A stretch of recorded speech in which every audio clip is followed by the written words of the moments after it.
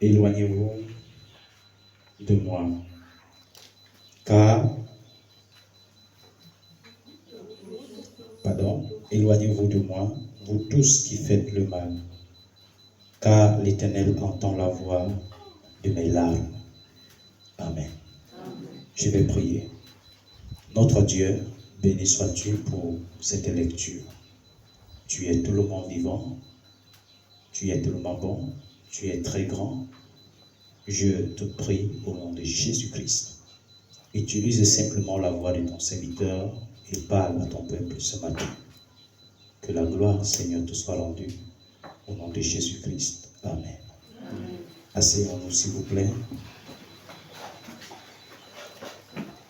Alors, avant d'entrer dans le vif du sujet, déjà pour ne pas oublier,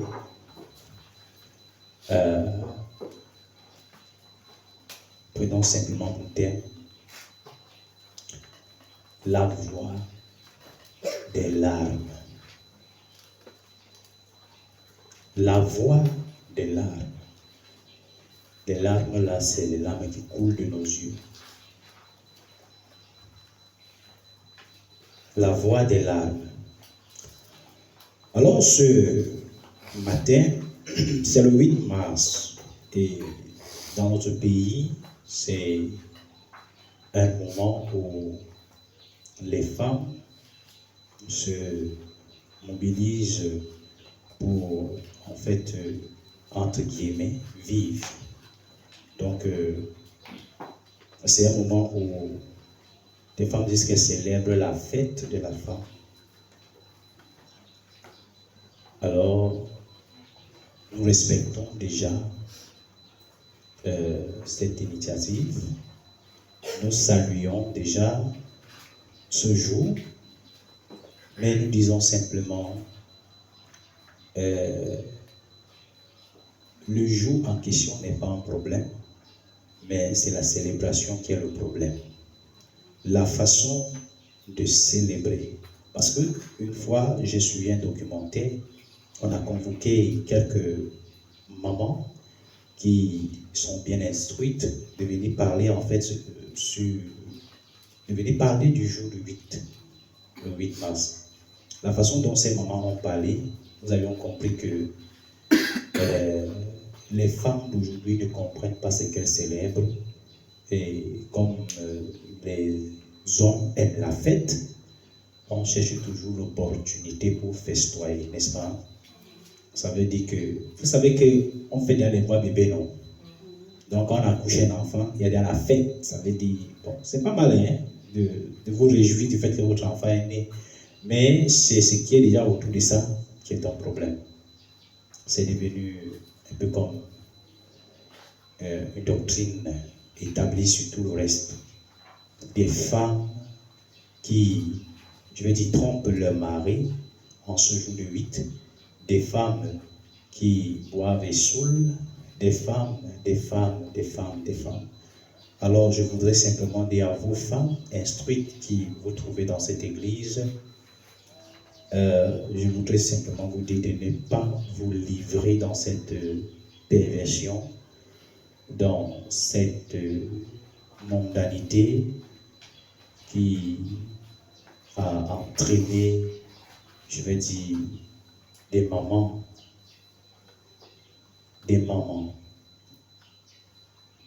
Ça a entraîné des mamans, des jeunes filles, au point où si une jeune fille n'a pas son pain, si une maman n'a pas son pain, le pauvre garçon, le pauvre papa est cuit. Ça devient la guerre dans la maison, ça devient des problèmes à cause du pain. Un tissu, un seul tissu peut détruire un foyer. Et ça prouve qu'il y a un problème, un véritable problème. C'est quoi le tissu? Le tissu dépasse la dot que ton mari a versée. Ton mari a versé une dot. Nous connaissons combien coûtent nos dots d'aujourd'hui. Ton mari a versé une dot. Et même si tu n'as pas noté, ton mari t'a offert des cadeaux qui dépassent le tissu. Et un beau matin, en 8 mars, tu te lèves, tu dis le mariage est fini parce que tu n'as pas le tissu. C'est insensé. En fait, il y a un démon derrière tout ça. Il y a un démon derrière tout ça qui envoûte les femmes. Il les amène à ne plus voir les choses. Il les enlève de la raison. Donc vous autres, je vous prie de ne pas vous laisser posséder par cet esprit. Amen. Amen. C'est comme ça. Quand vous allez au niveau des proverbes, vous allez comprendre ce que c'est qu'une femme. Une bonne femme. C'est plutôt cette recommandation que vous devez suivre.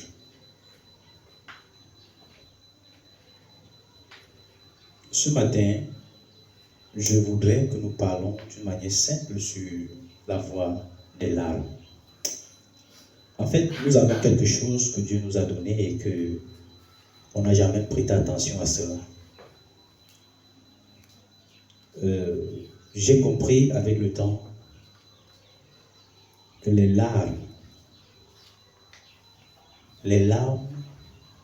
ça veut dire la goutte d'eau là, qui sort dans vos yeux là,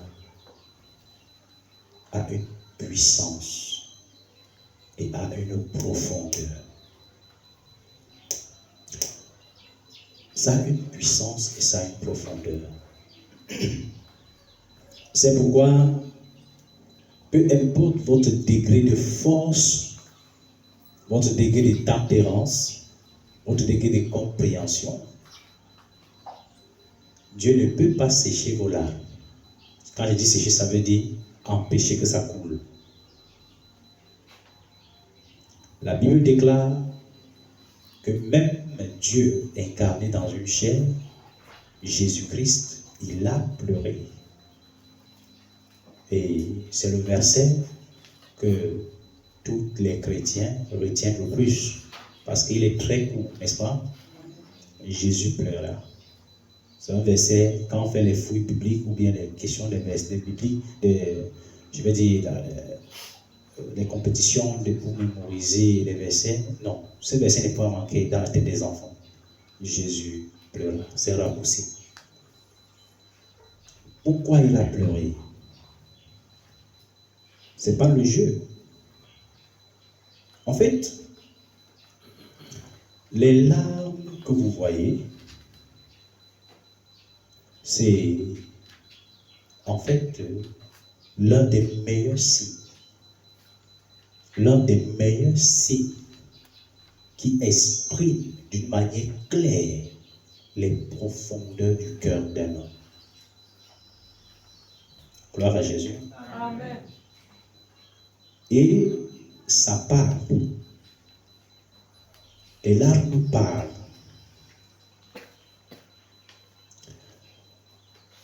Ça ne parle pas seulement au visible, ça parle aussi à l'invisible. Les gens qui ont eu l'habitude de vous dire « il n'est pas bon que vous pleurez » ne comprennent pas. Moi, je vous dis ce matin, quand il est nécessaire, pleurez. D'accord? Quand c'est nécessaire, pleurez.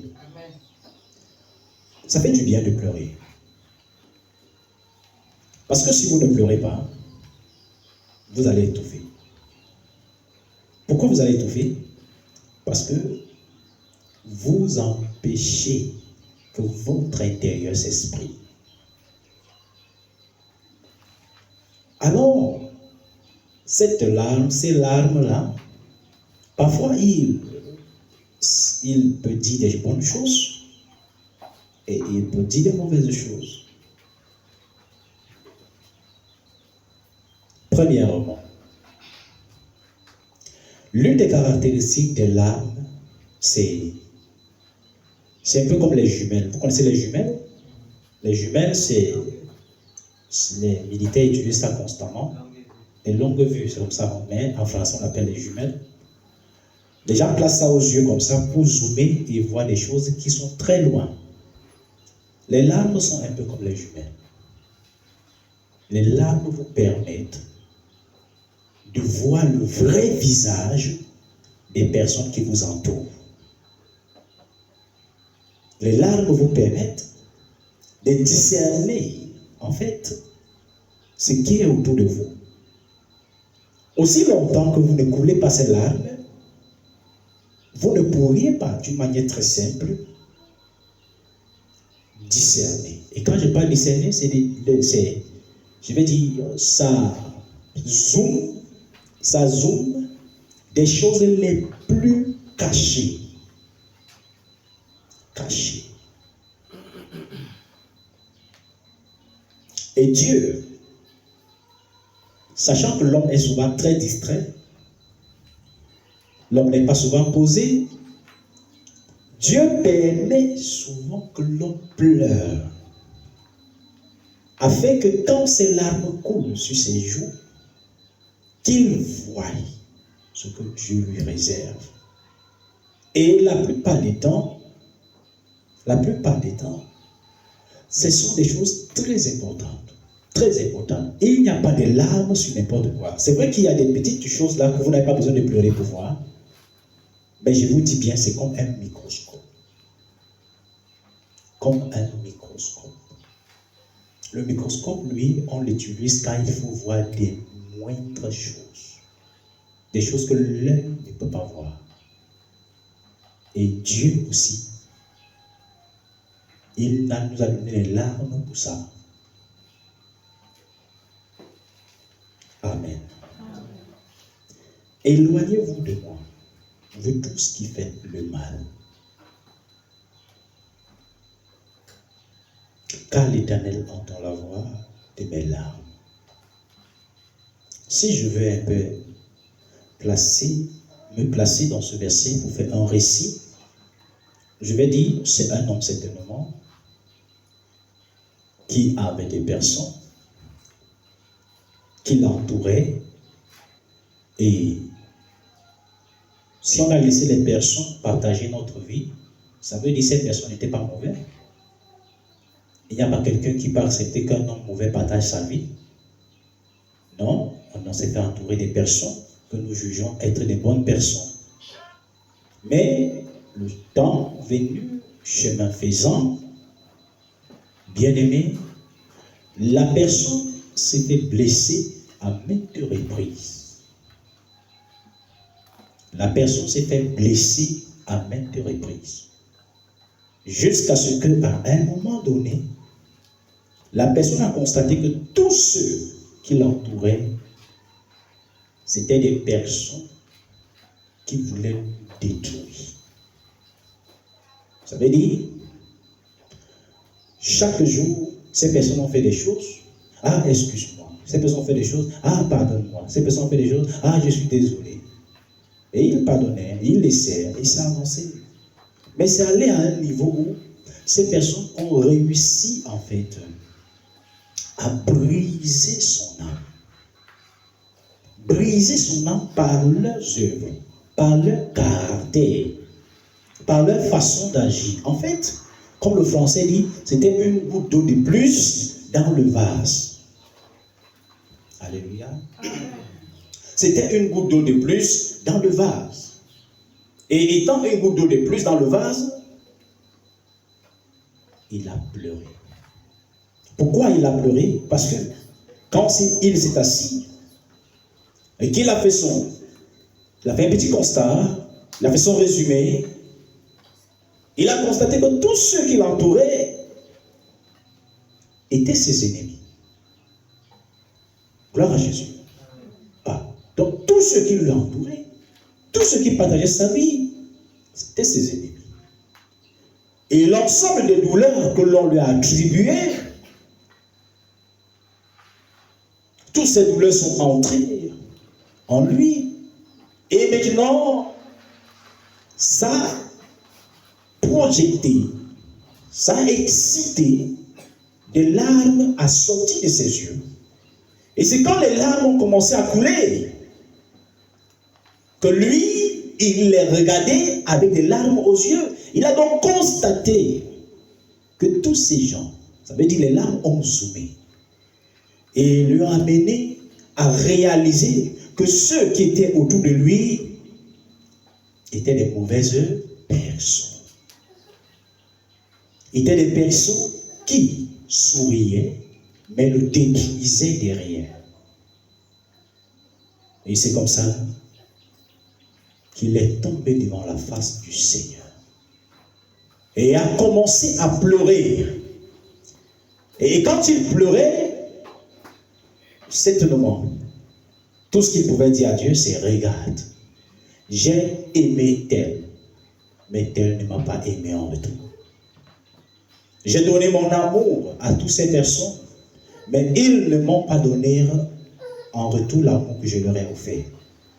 Et c'est comme ça que, pendant qu'il parlait et il pleurait, ses larmes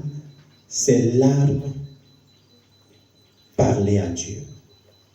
Ses larmes, pas sa bouche, ses larmes qui coulaient là, parlaient à Dieu. C'est pourquoi, lui, il a dit à ces gens: car l'Éternel entend la voix de mes larmes. Personne ne peut arriver à pleurer pour rien. On ne pleure pas pour rien.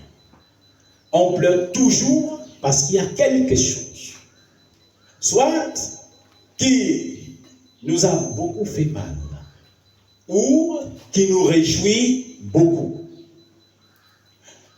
Vous voyez, dans un autre contexte, on peut pleurer parce que on est rempli, on est abondé par la joie. Miguel, veille sur la maman là. Elle ne doit pas dormir. Hein? Vous veillez, veille sur elle. Voilà, c'est ça. Alléluia. Ce message de ce matin, c'est un message qui, entre autres, à l'aide n'est pas ressembler au message ecclésiastique. Mais c'est un message profondément ecclésiastique. Je suis allé puiser ceci dans la source où d'autres n'ont pas voulu puiser. Donc, je vous parle en fait de la source qui est Jésus, et je vous parle de vos larmes, de nos larmes. Souvent, vous voyez, moi je crois que ceux qui sont attentifs, des personnes attentives, pourront simplement comprendre beaucoup de choses. Il y a des moments, quelqu'un vous fait tellement du bien. Tellement du bien. Chaque jour, la personne amasse du bien dans votre vie. Un jour, la personne vous offrira un cadeau. Un cadeau. Et je vous ai dit, les larmes coulent toujours quand une goutte d'eau de plus entre dans le vase. D'accord? Oui. Ça exprime ton ras-bol. Un jour, la personne vous offrira un seul cadeau.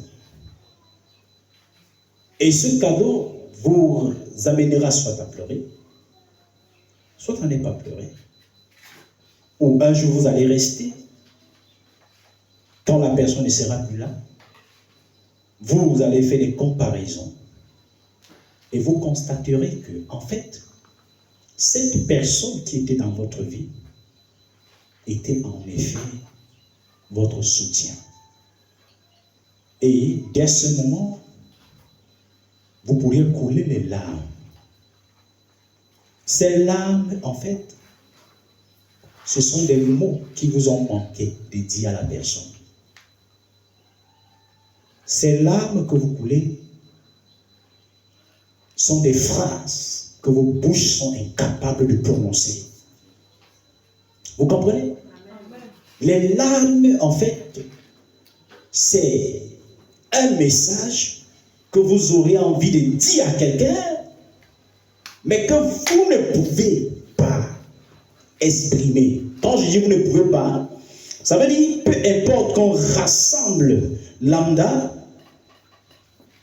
vous ne pouvez pas formuler ces phrases. Et la meilleure façon de communiquer en fait ces phrases, ces mots à la personne, c'est de pleurer. C'est de pleurer. Quand Bien-aimés, nous nous sentons mal.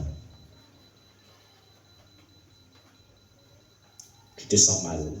Quelqu'un t'offense de plus. Il t'attend chaque fois, il creuse ton cœur, il creuse ton cœur, il creuse ton cœur.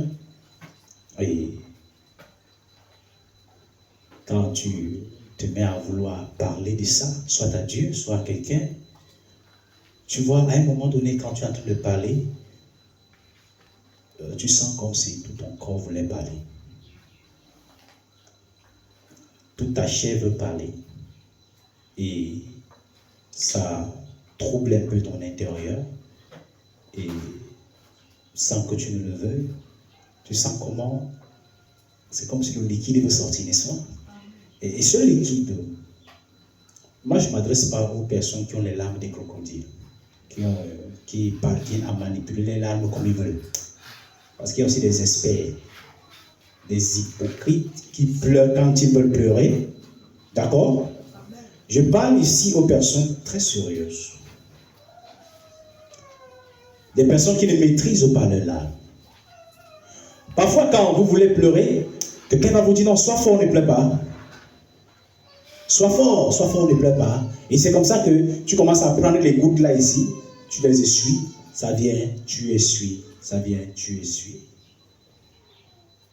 Non, pleure.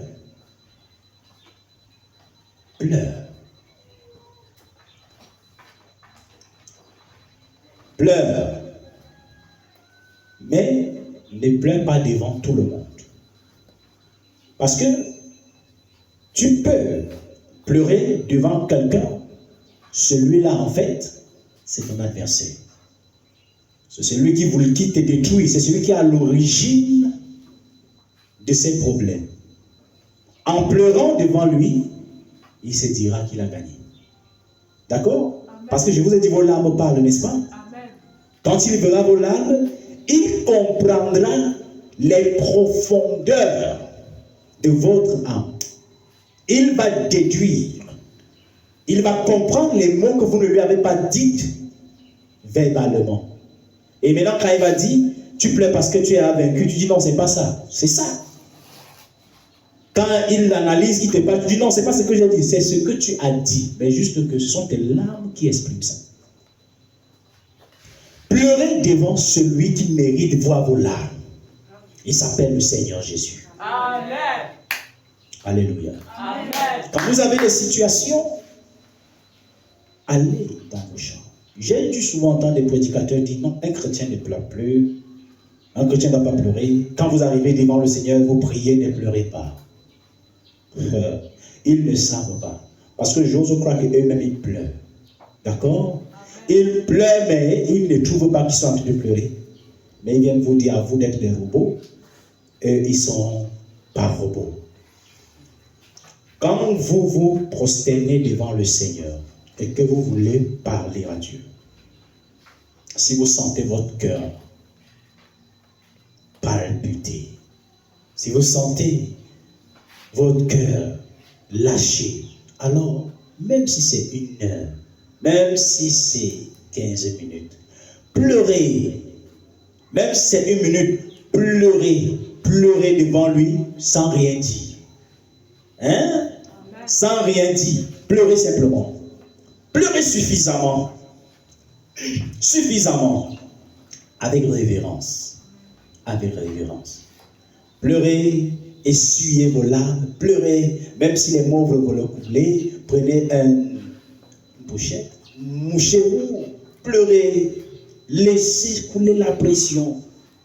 Ce que je vais vous dire ici, quand vous êtes sincère, quand vous êtes vrai et que vous vous mettez à pleurer, il dit, car l'Éternel entend la voix de mes larmes. Pendant que vous le faites, l'Éternel vous entend. Il comprend plus mieux. J'ai dit, plus mieux. Et c'est bien aussi de lui parler. Mais je vais vous dire, vous pouvez simplement pleurer. Et après avoir pleuré, vous vous levez, vous essuyez vos larmes. Vous partez. Et je vous assure, Dieu a tout compris. Amen. Il a tout compris. Amen. Et je vais vous dire, ces moments, ce sont des puissantes prières. Ce sont des puissantes prières. Parce qu'en ce moment, vous ne lui avez pas parlé beaucoup de manière verbale, mais votre âme, l'intérieur de votre corps, a prononcé ces peines. Ces peines. Vous voyez, souvent on veut dire qu'on n'est pas sensible. On souffre, on arrive devant Dieu, on reste à genoux, compris, on parle à Dieu, Vous voyez, et parfois, quand on veut devenir très dur et qu'on est en prière avec le Seigneur, nos idées réfléchissent ailleurs et nos lèvres balbutient, n'est-ce pas? Mais nos pensées sont loin, très loin. Vous venez soumettre un problème à Dieu, pendant que vous lui parlez, votre âme réfléchit à la solution. Ça veut dire très loin. Vous n'êtes pas consacré. Parce que je vais vous dire, quand nous portons des problèmes et que nous les amenons vers Dieu, soit dans la prière, on joue au dur avec Dieu et on réfléchit à notre propre solution, soit on ne joue pas au dur avec Dieu, on se livre à lui. On se livre à lui. Et c'est comme ça, vice-versa, dans l'autre sens.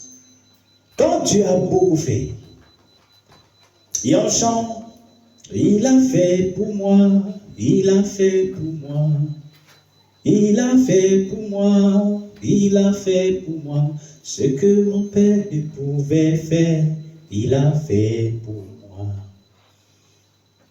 Dieu peut faire quelque chose pour vous. Amen. Et ce qu'il a fait pour vous, vous n'attendez pas ça. Vous ne l'attendez pas. Ça veut dire, il vous étonne. Il vous étonne simplement. Et quand il vous étonne, vous voyez, et quand vous êtes devant des personnes, vous êtes tellement excité que vous voulez même uriner. N'est-ce pas? Ça arrive, non? Amen. Amen.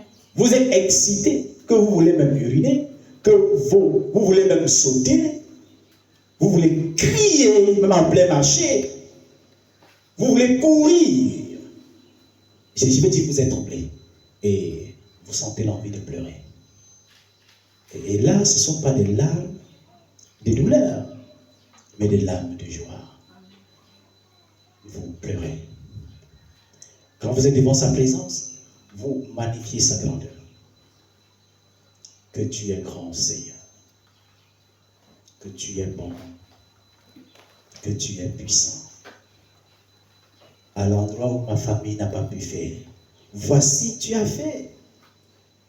Et pendant que vous lui parlez avec un sourire qui exprime votre satisfaction. Et les larmes peuvent couler. Et quand les larmes coulent, n'empêchez pas que ça coule. Parce que quand ça coule, Dieu se réjouit. Alléluia. Amen. Parce que ces larmes disent des choses que vous ne pouvez pas dire à Dieu. Ces larmes expriment votre satisfaction. Vous pleurez en riant. Vous pleurez et vous riez. Et Dieu aime ça. Quelqu'un va dire, pasteur, donc, dorénavant on doit pleurer. Mais non, je dis ici, je parle pas en fait. Quand vous vous retrouvez dans la position d'une goutte d'eau de plus dans le vase. Je dis bien, d'une goutte d'eau de plus dans le vase. Alléluia. Amen. Regardez, Dieu, il peut vouloir vous transformer, il peut vouloir vous amener à comprendre quelque chose, soit un message ou une façon de marcher ou un verset biblique. Vous endurcissez votre cœur. La méthode que Dieu va employer sera simplement de vous faire passer dans des épreuves. Et quand vous allez passer par les épreuves, la douleur des épreuves vous amènera à voir la bonté de Dieu. Amen. Je dis la douleur de vos épreuves vous amènera à voir la bonté de Dieu. Vous savez, d'une manière très simple, les moments où les éminents hommes de Dieu, pour la plupart, ont vu la face de Dieu, parce que plusieurs ne croient pas qu'on peut voir Dieu. Plusieurs ne croient pas qu'on peut voir Dieu, n'est-ce pas? Et des pasteurs ont dit que personne ne peut voir Dieu. Et ont soutenu cela. Et la Bible aussi elle-même a dit, personne ne peut voir la face de Dieu et vivre. Ça fait que on a soutenu ça, mais je crois qu'on n'est pas resté dans l'équilibre. On n'a pas regardé ces versets dans l'équilibre. Parce que quelque part, Ésaïe dit, j'ai vu Dieu. C'est pas vrai? Il dit, Dieu était entouré des anges. Ces anges s'appelaient comment? Voilà. Il dit ceci avec 6 ailes. Ça, c'est l'escorte de Dieu. Ça, c'est l'escorte, comme on dit, garde présidentielle. Non pas que ceux-ci gardent Dieu, mais en fait, c'est le décor que Dieu présente. Vous voyez, tous ces présidents, toutes ces personnes, ils suivent simplement le modèle de Dieu. Le fait que vous voyez un président, quand il est en train de passer, les motards passent, les voitures passent et tout. Non, Dieu ne marche pas seul. Dieu a, je veux dire, il a un décor qui accompagne sa venue. Ésaïe dit, j'ai vu Dieu. Et je suis tombé devant sa face. Il décrit, il dit, quand il a vu la présence de Dieu, il avait autour de lui des anges. Ceux-ci à 6 ailes. 2 ailes le permettaient de s'envoler. 2 autres ailes les permettaient de couvrir leurs pieds. Et 2 autres les permettaient de couvrir leur visage. Parce que eux, ils ne leur est pas permis de fixer Dieu. Écoutez-moi très bien. Même comme ils sont autour de Dieu, Dieu ne leur permet pas de lui fixer, de regarder sa face. Donc c'est quoi sont les séraphins, n'est-ce pas? Ils ne peuvent pas regarder Dieu. Ils ferment continuellement leur visage avec les ailes, en signe de révérence et d'adoration. D'accord? Ils ne doivent pas regarder la face de Dieu. Mais Ésaïe, qui n'avait pas les ailes pour fermer ses yeux aussi, a vu Dieu.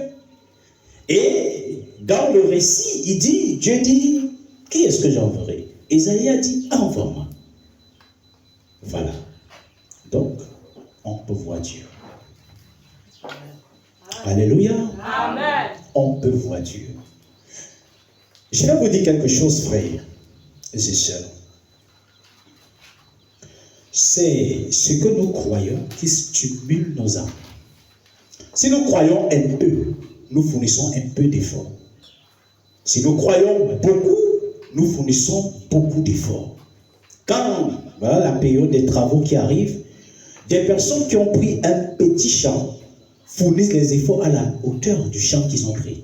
Des personnes qui ont pris un grand champ fournissent les efforts à la hauteur. Vous verrez quelqu'un qui va au champ chaque jour et une autre qui va au champ une fois par semaine. Vous direz, mais comment celui-ci va au champ tous les jours? C'est que son champ est grand. L'autre qui va au champ presque une fois par semaine a un petit champ. Et il a déjà fini.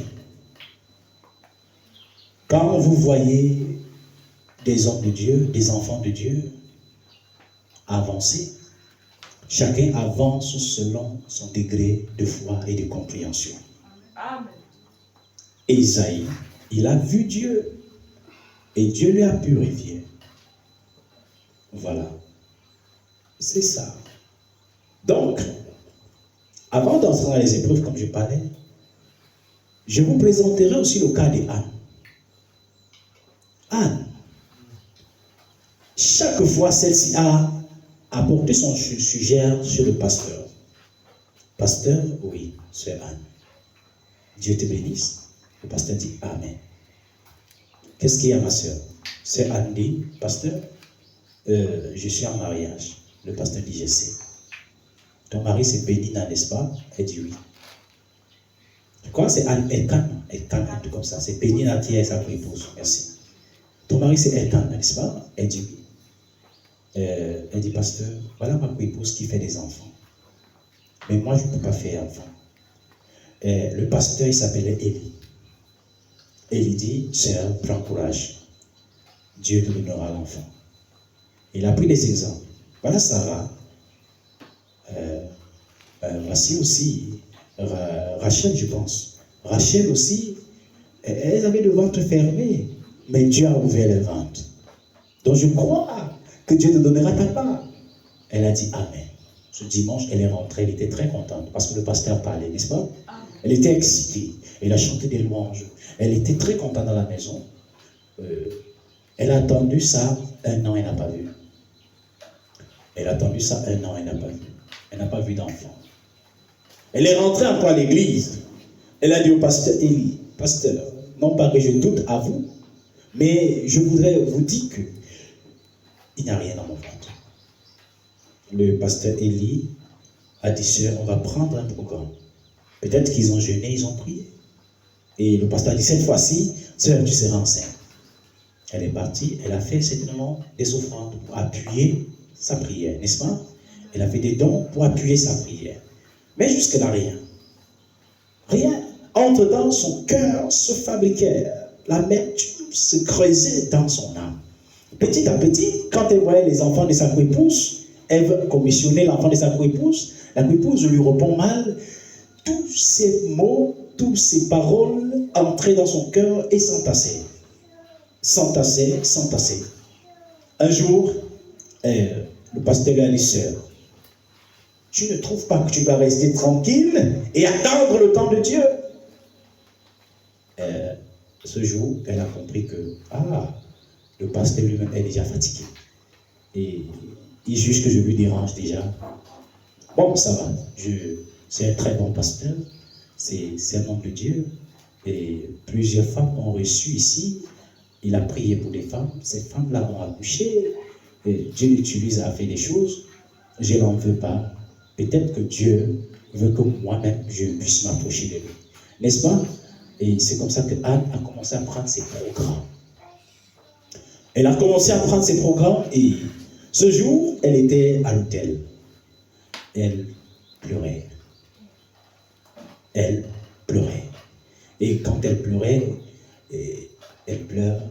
Et après, à un moment donné, elle dit 2 mots à Dieu. Après, elle pleure encore. Vous savez, elle pleurait en parlant.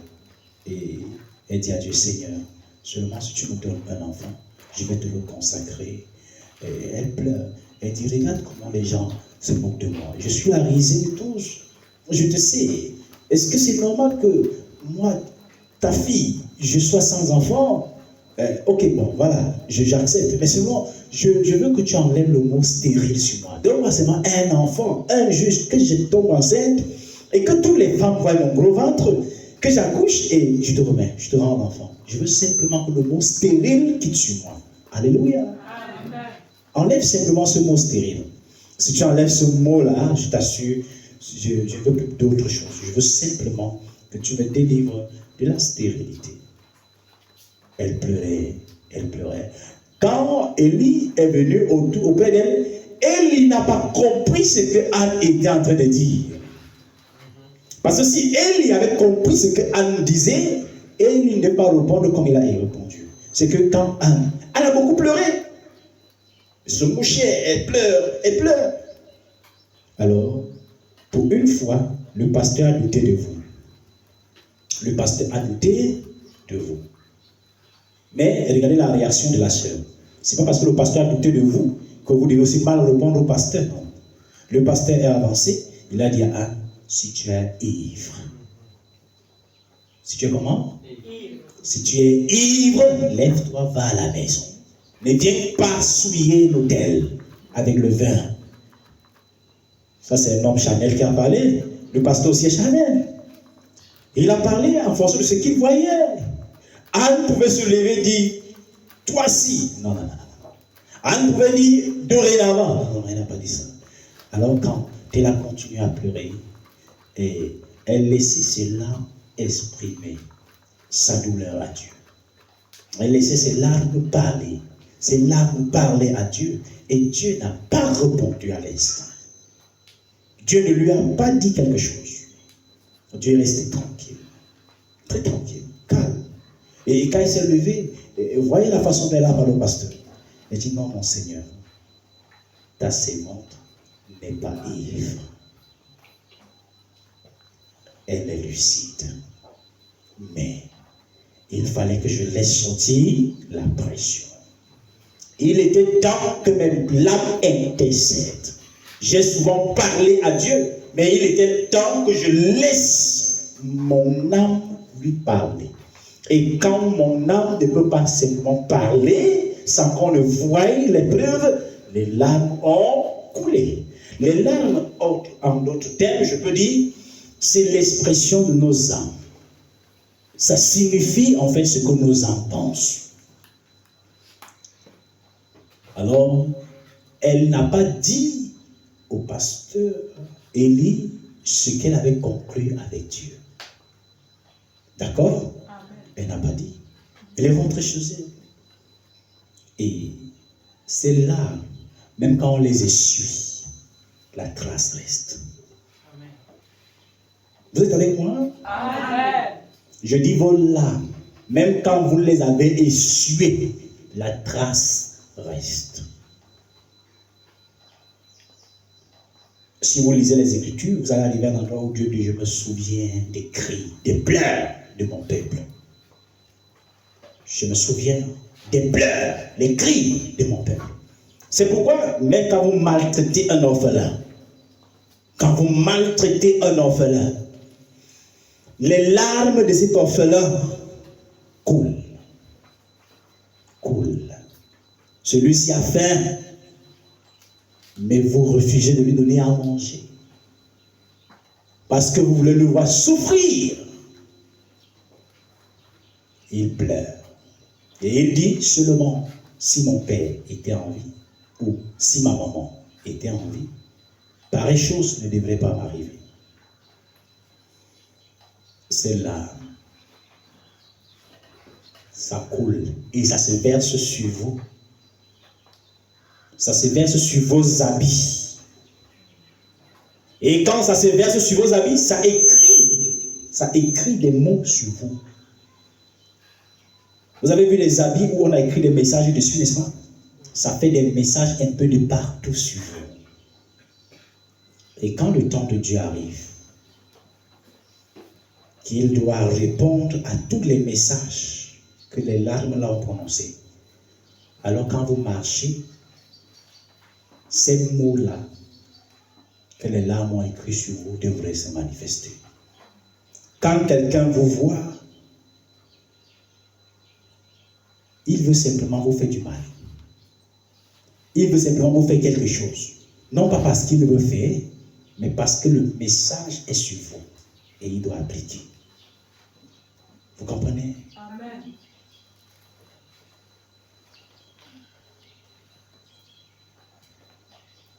Si, je vais dire, vous pleurez devant le Seigneur pour une âme. Chaque jour vous pleurez. Seigneur, telle âme, tel monsieur, telle dame là, je veux qu'elle soit sauvée. Je veux qu'elle soit sauvée. Je veux qu'elle soit sauvée. Et que vous êtes sincère, même si vous mourrez avant, Dieu va sauver la personne. Amen. Parce que les larmes de nos yeux sont un diamant. Les larmes de vos yeux sont des diamants. Des diamants. Bien-aimés, il n'est pas bien de faire pleurer quelqu'un en vain. Rassurez-vous de ne pas amener quelqu'un à s'étouffer au point où il doit pleurer. Parce que quand celui-ci s'étouffe, et qu'il doit pleurer, il fait des prières muettes. Ça veut dire qu'il va vers Dieu, il ne dit rien de bon. Vous avez vu le chrétien pleurer? Le chrétien sait qu'il ne doit pas maudire, n'est-ce pas? Il sait qu'il ne doit pas maudire. Ça veut dire que quand il pleure, il ne dit pas Seigneur, tue la personne, non. Le chrétien sait qu'il doit aimer. Ça veut dire, quand il pleure à cause de douleurs qu'on l'a affligé, il s'abstient de maudire, n'est-ce pas? Et c'est parce qu'il ne peut pas maudire, c'est ça qui creuse encore son âme, qui creuse plus son âme, parce que il ne peut pas se défendre. C'est son Seigneur qui doit lui défendre. Maintenant, la seule chose qu'on peut dire, c'est Seigneur, venge-moi, n'est-ce pas? Vous pleurez. Vous pleurez. Et vous ne dites rien d'extraordinaire. De vos lèvres, vous ne dites rien. Mais Dieu sait ce qu'il doit faire. Il sait ce qu'il doit faire.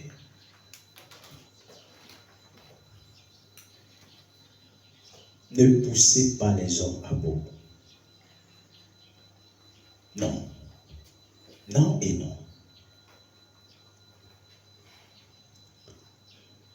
Car les larmes ont des mots, ont des paroles, et que Jésus entend. Il entend.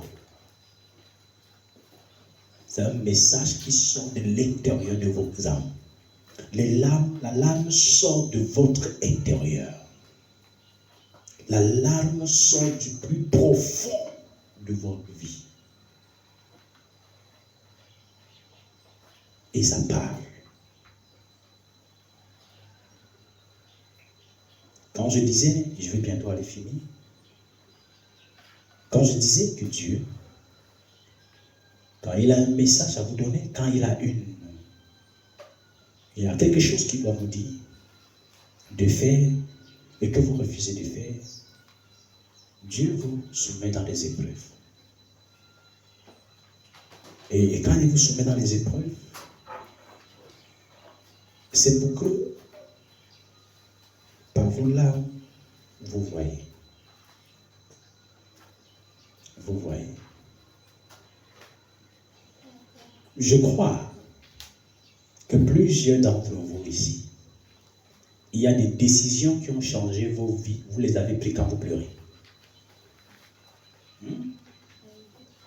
Quand vous pleurez. Vous pleurez, vous pleurez, vous pleurez. Et ces larmes vous permettent de voir et de comprendre en fait. Et dès ce moment, vous prenez la décision. Non, vraiment, dès aujourd'hui, voilà ce que je vais faire. Voici ce que je vais faire. Si vous n'étiez pas arrivé à ce niveau de blessure, vous ne saurez pas qui a côté de vous. Si vous n'étiez pas arrivé à ce niveau de blessure, vous ne donnerez pas votre vie à Jésus. Si vous n'avez pas été blessé à ce point, vous ne considérez pas le salut. Quand on se réjouit, on a tout. On mange à temps. Et on dort, on n'a pas de soucis dans le sommeil. Quand on marche, le corps est en santé. Les gens qui sont auprès de nous, personne ne nous insulte. Alors, on n'a pas le temps d'apprécier Dieu au présent. Parce que il y a Dieu au passé, Dieu au présent, Dieu au futur. Et la plupart des temps, c'est toujours un Dieu, n'est-ce pas? Donc je vais dire en fait des choses que Dieu fait pour nous au passé, ce que Dieu fait pour nous au présent, ce que Dieu fait pour nous au futur. La plupart des temps, des gens, des chrétiens ont tout fait sauf apprécier Dieu au présent.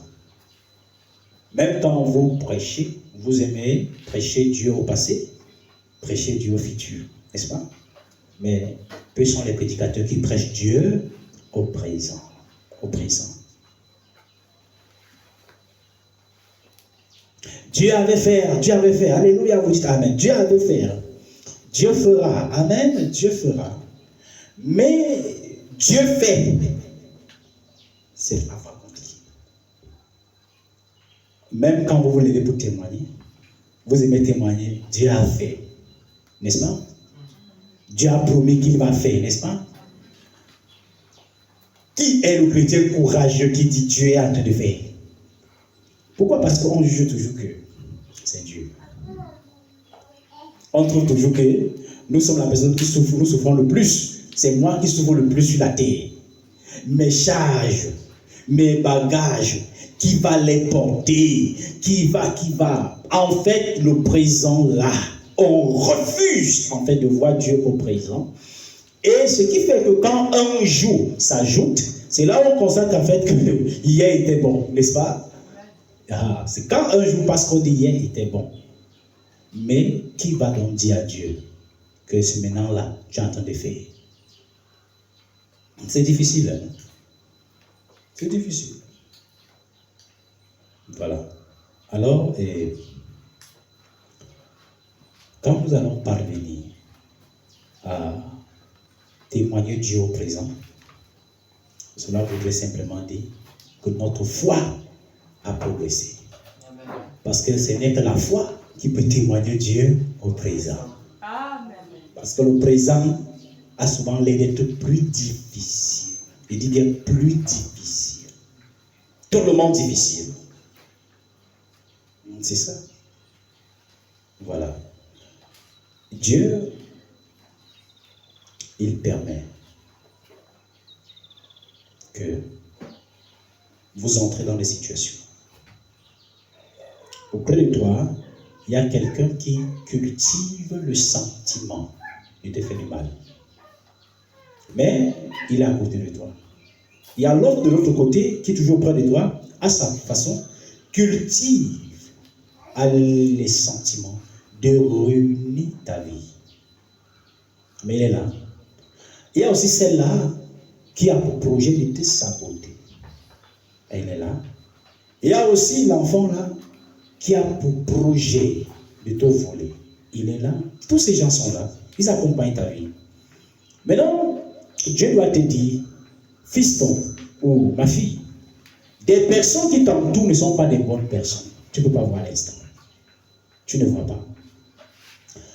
Tu es aveuglé, n'est-ce pas? Tu es tellement aveuglé. Mais Dieu te dit, ceux qui sont auprès de toi là, ils ne te veulent pas du bien. Mais tu es aveuglé. Alors maintenant, qu'est-ce qu'il faut faire? Dieu permet. Ça veut dire si la personne avait un projet de te tuer et que Dieu ne veut pas, Dieu permet que la personne commette des erreurs. Des erreurs qui vont captiver ton attention. Et ces erreurs, parfois, ils peuvent permettre que la personne offense une autre personne. Pour que tu comprends. Ah, donc elle était comme ça. Soit la personne peut t'offenser, pas à la mesure qu'il pensait. Lui, il pensait te détruire. Il devait peut-être t'arnaquer, je vais dire, 3 millions à ton niveau, ton chiffre d'affaires. Mais Dieu permet que la personne t'arnaque 200 000. Là, c'est un signe. Et le 200 000, ça peut être l'argent d'une tontine que tu as pris. Et tu prévoyais, tu gardais et tu devais remettre le moment venu. Mais la personne arnaque. Ou la personne vole. Dieu sera en été dit, mon ami, cette personne-ci n'est pas bonne pour toi. Mais entre-temps, la tontine ne te laisse pas, n'est-ce pas? La tontine te secoue. Elle te secoue. Elle te secoue. À cause de ces 200 000, on te porte plainte. Tu vas répondre devant la justice.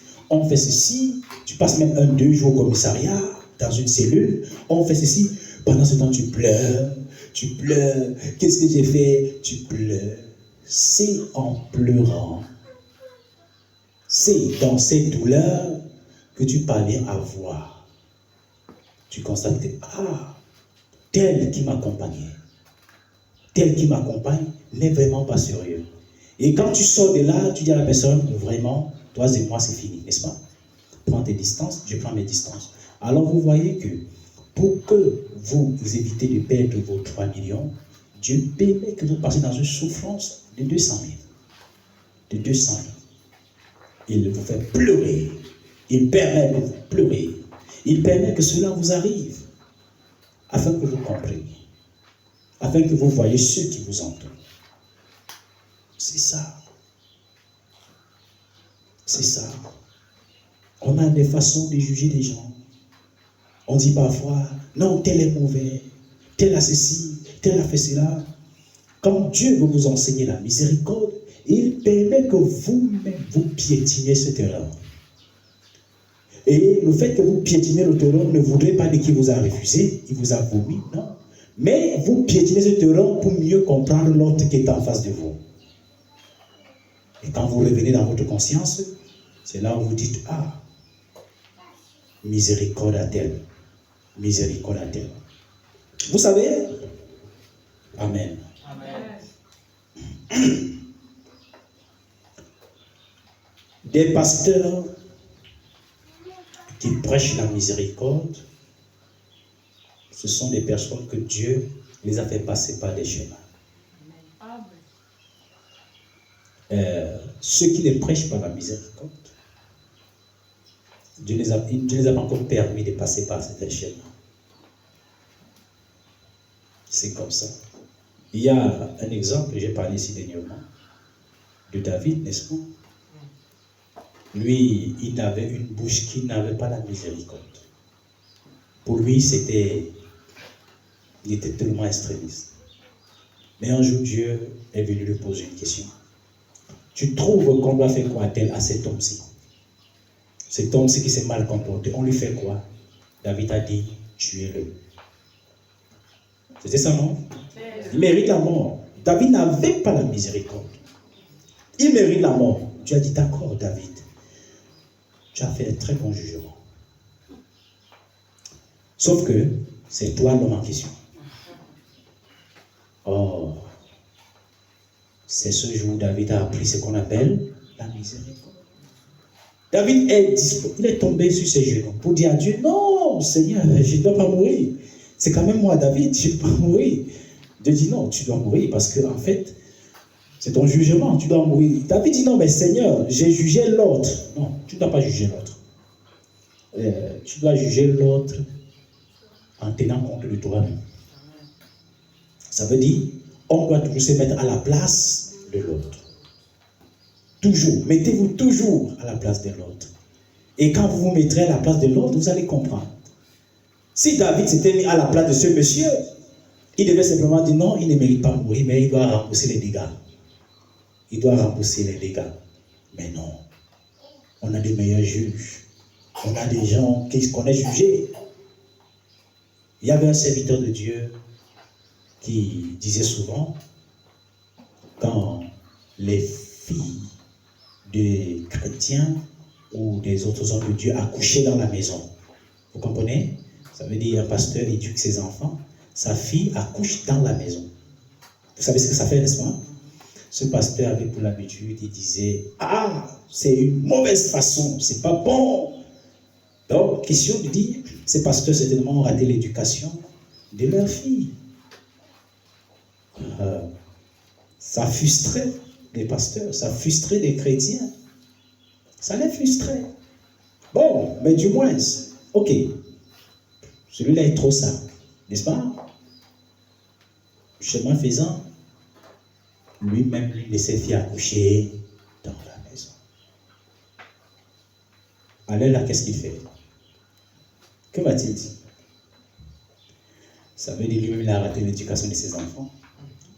Mais je ne pense pas qu'un pareil homme aurait raté l'éducation de ses enfants. Parce qu'il a été tout le monde, il a beaucoup veillé. C'est juste que tu peux veiller sur tes enfants. Mais ce qui arrive, arrive. Ça ne veut pas dire que tu as raté l'éducation de tes enfants. On constate que tu as raté l'éducation de tes enfants quand tous tes enfants sont pareils. Vous comprenez? Amen. Tu as 4 ou 5 enfants, les 5 enfants font la même chose. Toi le père, toi la mère, tu as raté l'éducation de tes enfants. Mais si tu as 5 enfants et que 4 se comportent comme tu as dit et qu'un va à gauche, tu n'as pas raté l'éducation de tes enfants. Celui-là a fait son choix. Je vous enseigne la miséricorde. Je vous enseigne le pardon.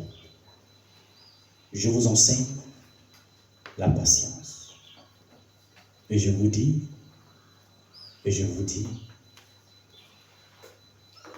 soyez des enfants de Dieu.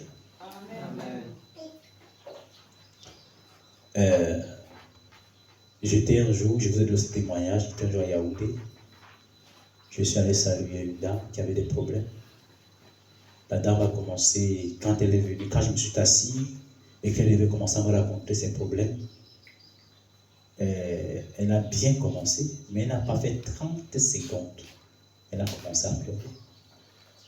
Et elle me dit, bah, j'ai dit oui, elle dit désolé, elle dit non, ma soeur, elle pleure. J'ai dit à ses enfants, vous avez le lotus, donnez à votre maman, elle en a besoin. Oh, ses soeurs a pleuré. Elle pleure, elle se mouche, elle entasse, elle prend l'autre lotus. Elle pleure, elle s'allie, elle entasse, elle prend l'autre lotus. Entre-temps, il fallait que je sois distrait. Elle m'avait offert un jus de goyave naturel. Entre-temps, je me servais mon jus de goyave. Je buvais de temps en temps, je posais le verre sur la table. Je lui donnais le temps de laisser son âme s'exprimer. Il fallait qu'elle exprime ce qui était à l'intérieur de son ventre. Elle pleure. Elle dit, papa, quand tu me vois pleurer comme ça, c'est que j'ai dit, non, ma soeur pleure. Pleure. Et elle a pleuré. Et quand elle a fini de pleurer, ses yeux avaient rougi. Vous voyez, ça avait un peu gonflé là. Je lui dis, tu as fini? Donc elle a fini. Vous voyez, quand elle finit de pleurer, elle pleure, et puis elle s'arrête. Je lui pose la question, tu as fini ma soeur? Elle dit, oui papa. Tu as fini de pleurer? Après, elle est d'accord. J'ai dit, non, tu n'as pas fini. Ma soeur, sens-toi à l'aise. Pleure. Laisse couler tous ces larmes. Parce que ce sont des sujets de prière. Tu ne peux pas conserver d'autres dans ton ventre. Libère-moi tous ces sujets. Elle a pleuré. Après, à un moment donné, elle dit que voilà que je t'embrume avec mes larmes. Elle appelle sa fille, servez la nourriture au pasteur. J'ai dit, ma soeur, c'est comme si tu savais. Servez-moi. On m'a servi, je mange et pleure. Je mange et pleure. Et quand je me retrouve, je lui regarde, je souris. Je souris. Et je vais vous dire, elle c'était, après qu'on a fini, elle m'a dit non, tu n'es pas bien. J'ai dit, comment tu peux dire que je ne suis pas bien? Elle dit, j'ai pleuré, tu ris. J'ai dit, j'ai pas ri, j'ai souri. Elle dit, même sourire. J'ai dit, mais dis donc, c'est toi qui prie. Est-ce que je dois prier avec toi? Donc tu pleures, je pleure aussi, ça ne se donne pas. C'est toi qui sais pourquoi tu pleures. Et il y a aussi le fait que quand quelqu'un pleure, quand tu vas pleurer, tu pleures quoi? Hein? Moi, je n'accepte pas ça. Quand quelqu'un va pleurer, tu cries aussi, oh, tu cries fort. Toi, tu sais que la personne pleure. J'ai dit, c'est souvent très grave. Je lui ai dit, non, toi, c'est toi qui pleures. Vas-y. Mais le bon côté, c'est que quand elle a tout pleuré, ça veut dire, elle a fini. Quand je me suis levé pour prier, j'ai dit à Dieu, souviens-toi de ces larmes.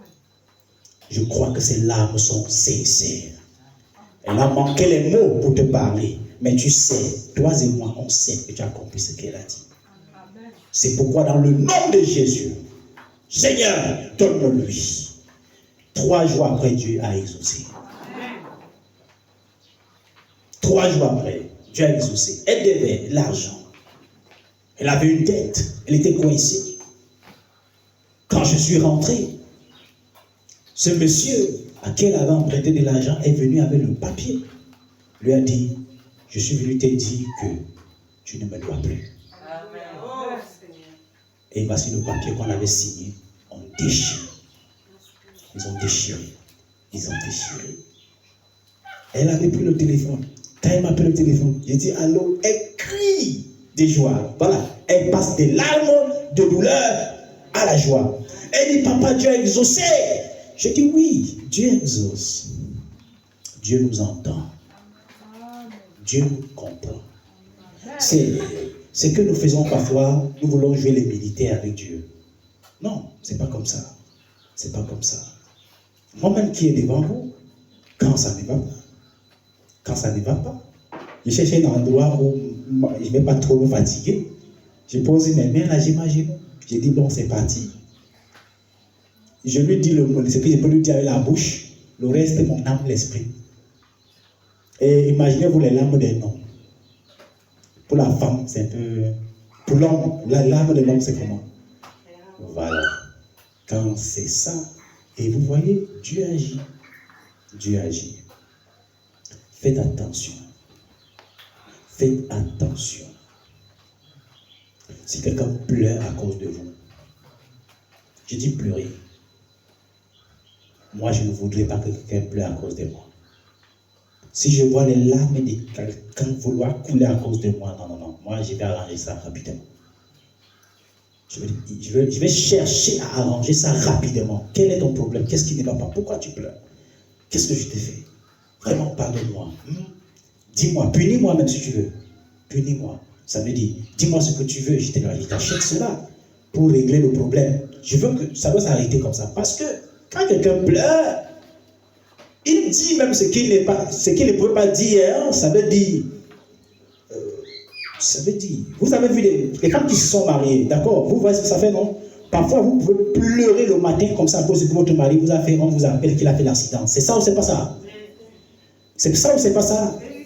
Pourquoi? Parce que dans vos pleurs, vous ne dites pas à Dieu de lui faire, vous ne voulez pas l'accident. Hein. Ça veut dire, vous ne dites rien à Dieu. Mais vos larmes disent des choses à Dieu et Dieu prend ses résolutions. Je ne veux pas que quelqu'un pleure à cause de moi. Vous aussi, personne ne doit pleurer à cause de vous. Que ce soit vos amis, vos membres de famille, vos maris, vos femmes, vos enfants, que ce soit peu importe, rassurez-vous de ne pas faire pleurer les gens inutilement. Non, ne les faites pas pleurer.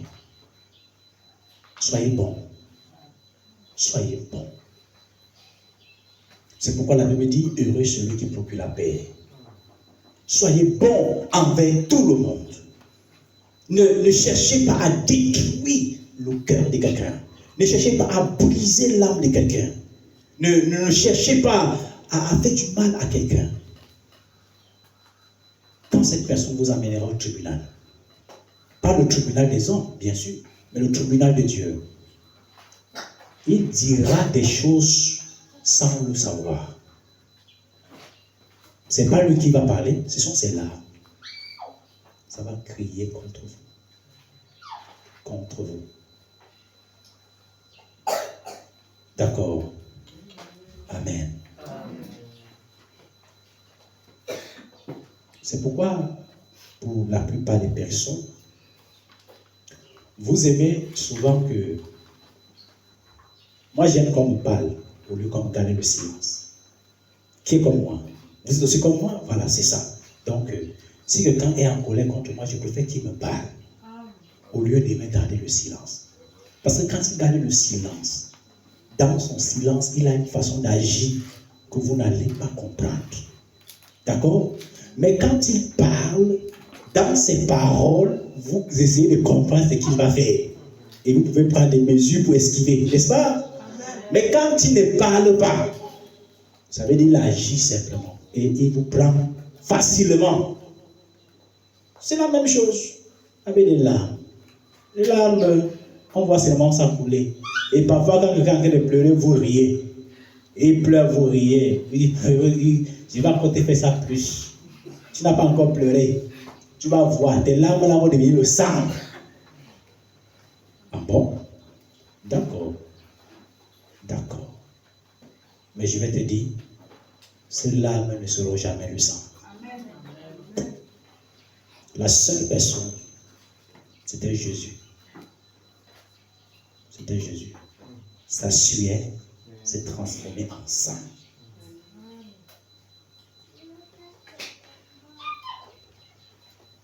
Donc, si vous vous êtes souvent posé la question, pourquoi est-ce que Dieu vous a donné les larmes? Pourquoi vos larmes? Pourquoi ça coule? C'est parce que c'est parce que les larmes sont l'expression de votre âme.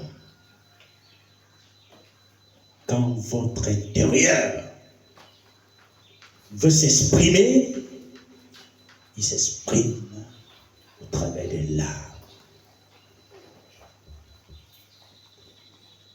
Amen. Donc, dans cet appel à la miséricorde, des Sons, chapitre 6, vers le verset 9, ce bien-aimé dans son hymne a simplement dit, éloignez-vous de moi.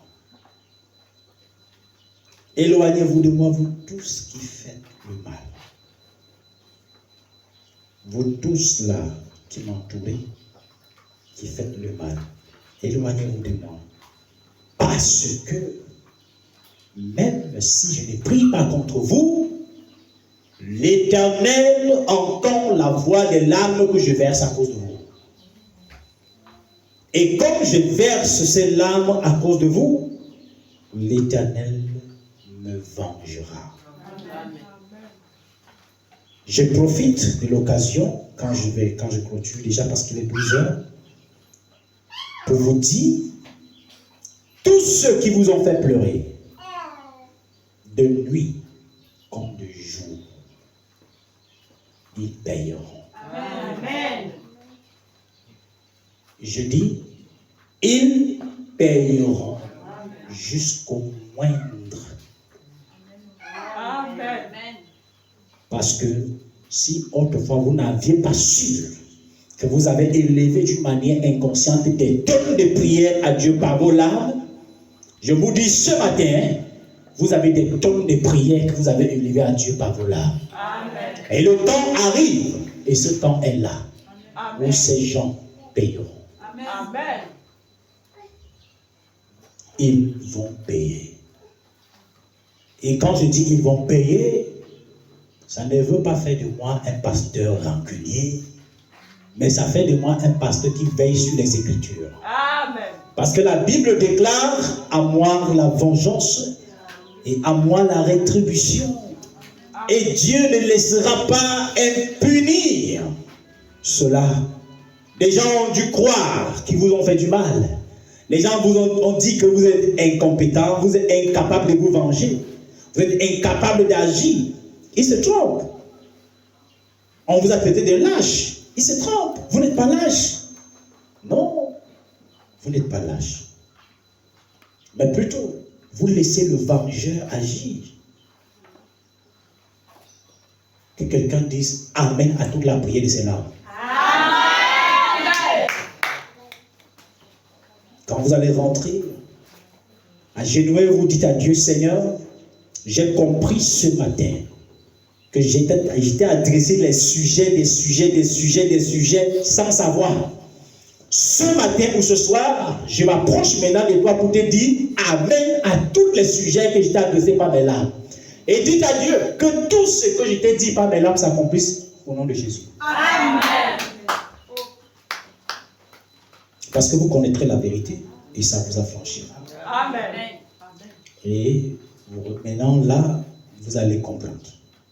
Amen. Vous allez voir. Amen. Et laissez voir, vous allez témoigner. Amen. C'est comme ça. On juge les gens. Il est faible. On te mate, tu pleures. On dit que tu es faible. Tu n'es pas faible. Qui a dit que tu étais faible? Non. Nos larmes ont parlé. Ça parle. Et nous croyons que Dieu a exaucé nos sujets. Amen. Amen.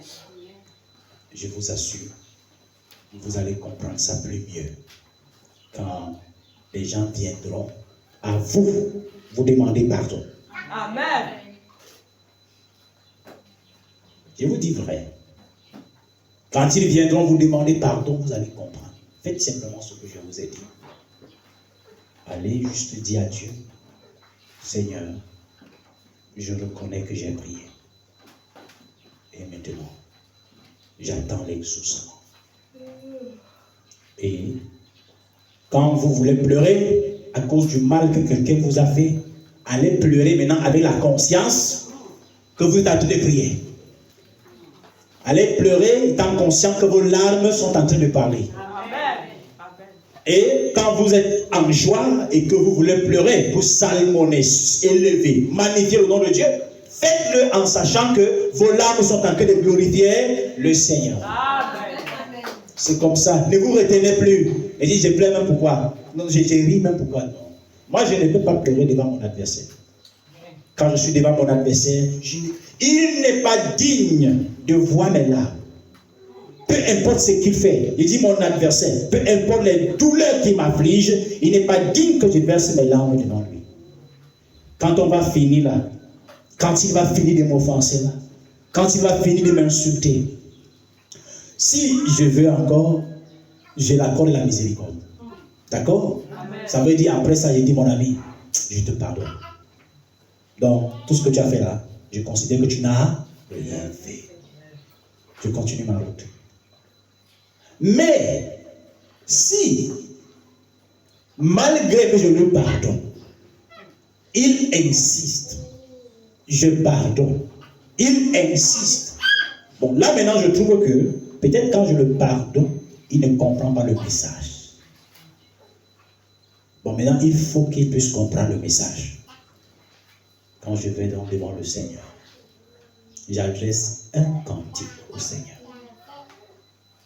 Et ce cantique, ce n'est pas que je parle des leçons. Je me prosterne devant le Seigneur. Un cantique de mon choix. Seigneur, toi le grand Jéhovah, le Dieu des montagnes, toi qui as créé l'aigle, tu as donné la domination au lion dans la forêt et la savane. Voici ton serviteur, celui que tu as longtemps aimé, celui que tu as accordé toute l'attention. Je suis chiffonné par un incirconcis. Gardez les yeux fermés à cette action. Vous allez dire au monde que tu ne vis pas. Mais moi, je crois que tu vis. Et parce que je sais que tu vis, tu tiens ta parole. Venge mes ennemis. Venge-moi de mes ennemis. C'est l'hymne, hein? C'est ça, hein? Vous n'avez pas besoin d'aller dire les sons, parce que vous pouvez être des sons. Vous êtes des sons. D'accord? Amen. Voilà. Amen. Tout ceci, fais-le afin que le monde reconnaisse que je suis un Dieu vivant. Amen. Au nom de Jésus. Amen. Amen. Quand je me lève, je sais que j'ai adressé un cantique à Dieu. De même que vous lisez les sons, mais vous dites que ça agit.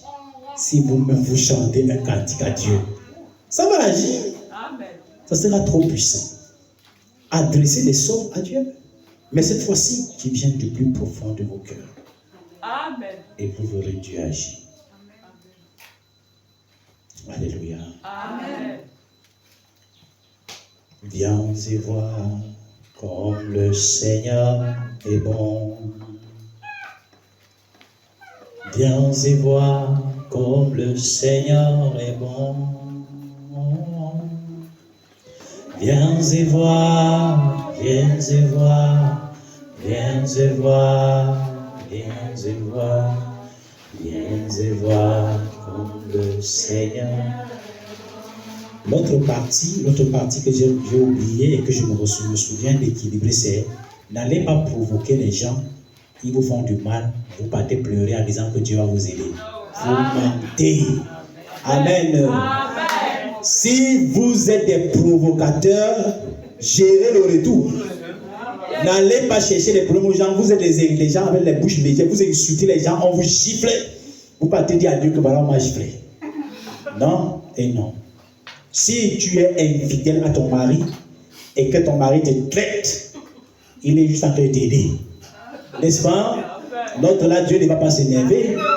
Donc, je vais vous dire, le moment où les larmes ont l'effet, c'est quand vous êtes innocent. Amen.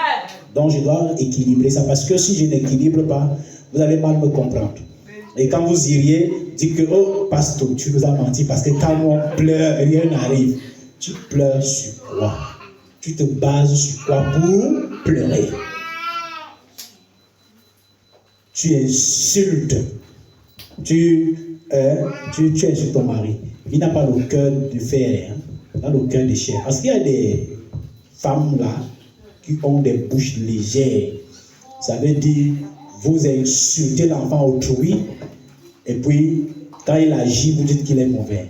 Et il y a aussi les filles là qui méprisent les gens, qui méprisent les aînés, qui ne sont pas éduqués, qui font du n'importe quoi, et puis quand le retour arrive, ils disent qu'on les a manqué du respect. Et c'est ça. Vous arrivez au travail, vous escroquez les gens, et quand vous licenciez, vous vous énervez. Non, je parle ici de l'expression d'une larme pure.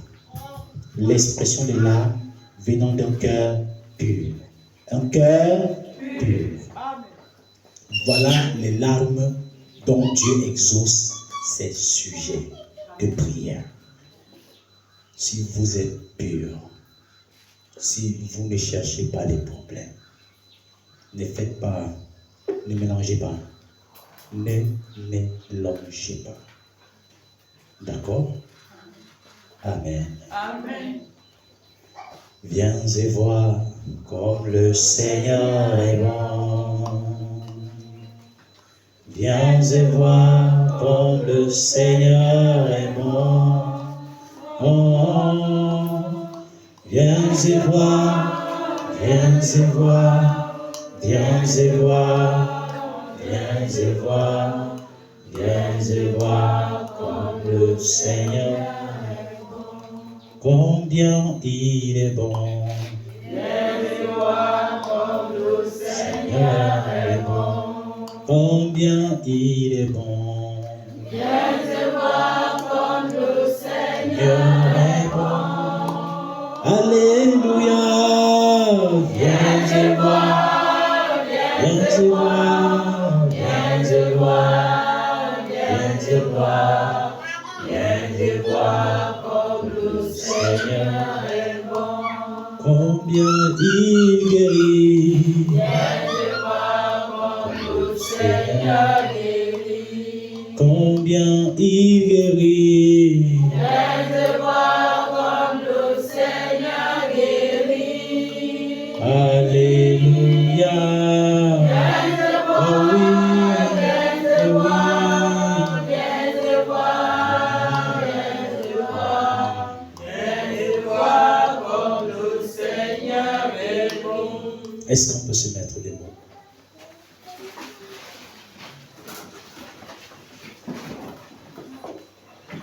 Vous savez,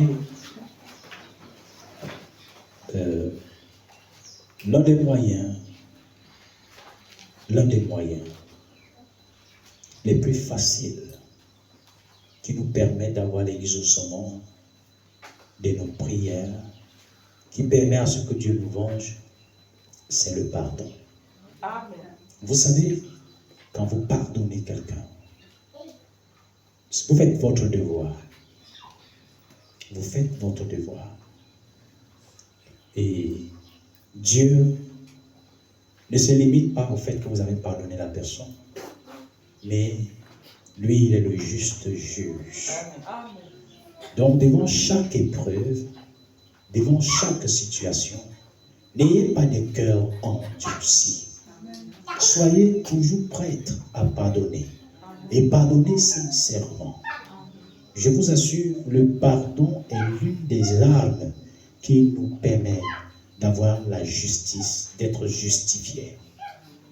C'est pourquoi, frères et sœurs dans le Seigneur, je voudrais que nous prions le Seigneur et disons-lui merci d'avoir permis, de nous avoir donné la capacité de comprendre ce matin qu'au-delà des sujets de prière que nous faisons verbalement, il y a aussi nos larmes qui intercèdent pour nous. Prions le Seigneur. Nous te bénissons, Roi de Salem.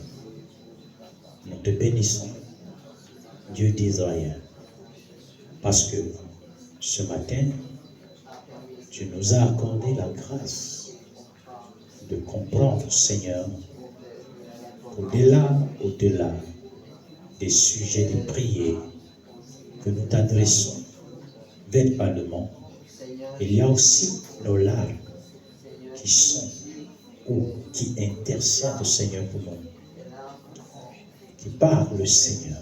C'est l'âme qui coule à nos yeux.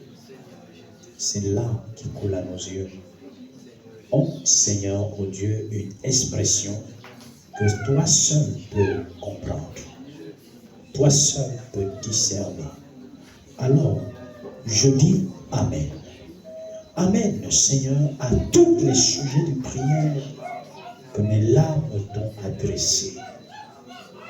Du jour où tu m'as révélé ceci, combien j'étais très béni. Je veux, oh Dieu, manifester la foi et croire, effectivement. Seigneur, que tu as entendu tout ce que mes larmes ont exprimé, Seigneur, devant toi. Béni sois-tu, notre Dieu. Béni sois-tu, notre Seigneur. Et de l'Église ici. Et donne des cœurs qui pratiquent la miséricorde. Que nous soyons, Seigneur, des personnes qui partons. Que nous soyons des personnes, oh Dieu, qui remettent à toi nos différents problèmes. Que nous soyons des personnes, oh Jésus-Christ, qui comptent sur toi pour vaincre, pour atteindre nos objectifs. Gloire soit rendue à toi, notre Dieu, au nom puissant de notre Seigneur Jésus-Christ. Et j'ai prié. Amen. Vous pouvez arrêter la vidéo.